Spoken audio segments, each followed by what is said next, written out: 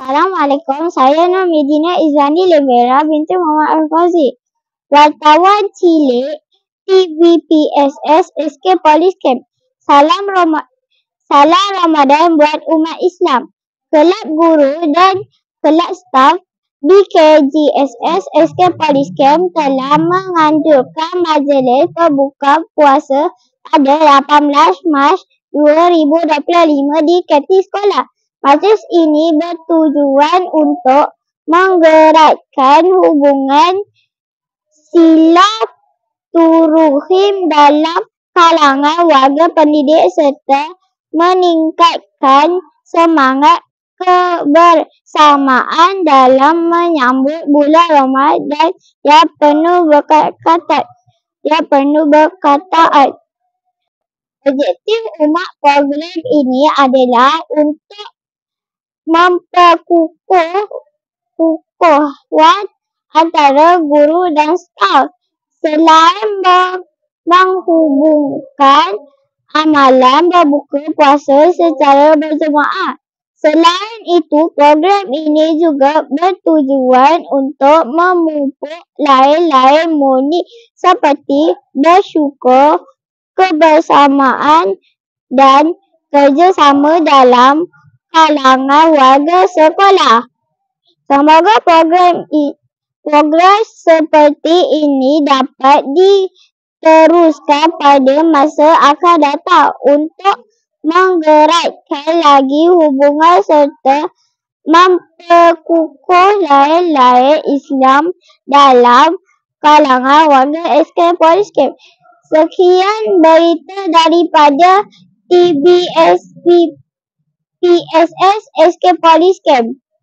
Bye-bye.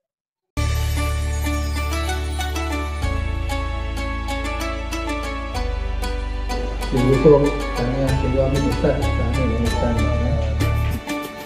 kemati rakan-rakan penganan pemahami di Al-Haq kita ada berpuasa pada pendidikan di Malaysia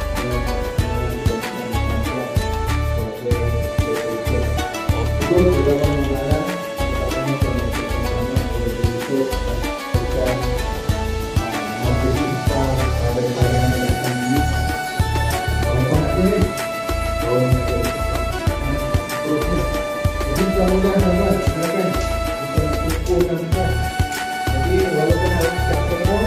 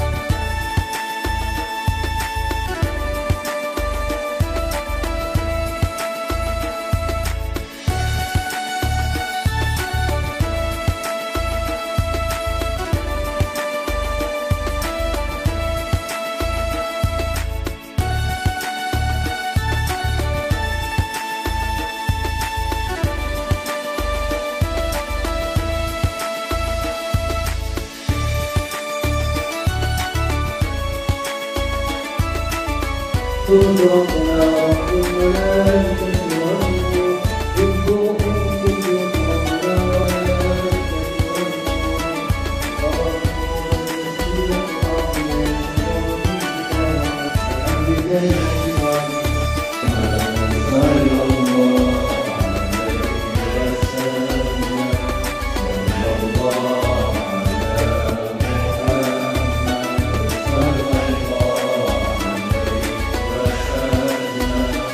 والملائكة